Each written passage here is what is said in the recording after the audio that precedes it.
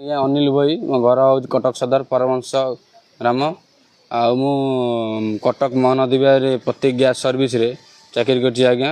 ଆମ ମାଲିକ ନାଁ ହେଉଛି ରୋହିତ ପଣ୍ଡା। ଆଉ ମୁଁ ଗ୍ୟାସ୍ ଡେଲିଭରି କରିଲା ବେଳେ ମୋତେ ଗନ୍ଦରପୁର ଥାନା ଧମକ ଚମକ ଦେଉଛି ଯେ ଗ୍ୟାସ୍ ଦେ, ନହେଲେ ତୋତେ ତୋ ନାଁରେ କେସ୍ କରିବି। ମୁଁ ଆଗରୁ ମୋଠୁ 3ଟା ଗ୍ୟାସ୍ ଧମକ ଚମକ ଦେଇ 3ଟା ଗ୍ୟାସ୍ ନେଇଛି। ଏବେ କହୁଛି ଯେ ତୁ 3ଟା ଗୋଟେ ଗ୍ୟାସ୍ ମୋ ଘରେ ନ ଦେବୁ ମୁଁ ତୋତେ ଫସେଇ ଦେବି।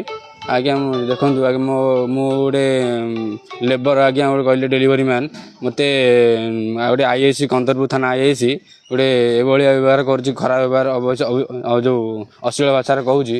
ମୋତେ ଯଦି ଆଜ୍ଞା ନ୍ୟାୟ ନ ମିଳିବ ମୁଁ ଘର ପରିବାର ଆଜ୍ଞା ଅସନ୍ତୁଷ୍ଟ ରହିବେ।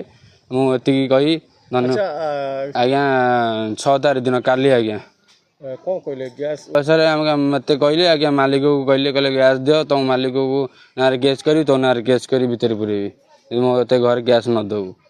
ଆଉ ଯଦି ତୁ ମୋ ନାଁ ଯାହା କହିବୁ ଗ୍ୟାସ୍ ନ ଦେବେ ତାହେଲେ ମୋତେ ଆସିକି କହିବୁ, ଏମିତି କହିଲେ ଆଜ୍ଞା। ଆଜ୍ଞା ବହି କିଛି ଆଜ୍ଞା ତାଙ୍କର କିଛି ନାହିଁ। ମୁଁ ତାଙ୍କୁ ଆଜ୍ଞା ବହି ପାଇଁ ବହୁତ ଥର ଆଜ୍ଞା କହିଛି, ସେ ବହି କରିନାହାନ୍ତି। କହୁଛନ୍ତି ତୁ ମୋତେ ଗ୍ୟାସ୍ ଦେବୁ, ଜବରଦସ୍ତ ମୋତେ କହୁଛନ୍ତି ତୁ ମୋତେ ଗ୍ୟାସ୍ ଦେବୁ। ବହୁତ ଭୟ ଅଛି, କାରଣ ସିଏ ଗୋଟେ ଯେହେତୁ କନ୍ଦରପୁର ଥାନା ଆଇଆଇସି ମୋତେ ବହୁତ ଭୟ ଲାଗୁଛି। ଆପଣ ମିଡ଼ିଆ ଥ୍ରୁରେ ମୁଁ ଆଜ୍ଞା କହୁଛି ମୋତେ ଟିକେ ସୁରକ୍ଷା ଆଜ୍ଞା ମିଳୁ, ଆଉ ଟିକେ ନ୍ୟାୟ ମିଳୁ। ଆଜ୍ଞା ମାଲିକକୁ ଆଜ୍ଞା ଆମ ରୋହିତ ସାର୍ଙ୍କୁ ଜଣେଇଛି। ରୋହିତ ସାର୍ କହିଲେ ଆଜ୍ଞା ତୁ କାଲି ଆଗକୁ ବଢ଼, ମୁଁ ଅଛି ତୋ ପଛରେ, କିଛି ଅସୁବିଧା ହେବନି। ମୁଁ ଉପର ଅଫିସରକୁ ଜଣେଇ ଦେଇଛି। ଲିଖିତ ଅଭିଯୋଗ କିଛି କରିନି, କେବଳ ମୁଁ ଆମ କମ୍ପାନୀ ସାର୍ଙ୍କୁ ଜଣେଇଛି, ଆଉ ମିଡ଼ିଆ ଭାଇ ଥ୍ରୁରେ ଆଜ୍ଞା ମୁଁ ଜଣେଇଛି। ମୁଁ ଏତିକି କହି ଆଜ୍ଞା ନମସ୍କାର। ଆଜ୍ଞା ମୁଁ 6 ତାରିଖ ଦିନ ଯେଉଁ ମୋତେ ଫୋନ୍ ମାରିଥିଲେ ମୁଁ ରେକର୍ଡ଼ିଂଟା ଆଜ୍ଞା ତାଙ୍କର ରଖିଛି, ମୁଁ ଆପଣଙ୍କୁ ହସ୍ତାନ୍ତର କରୁଛି।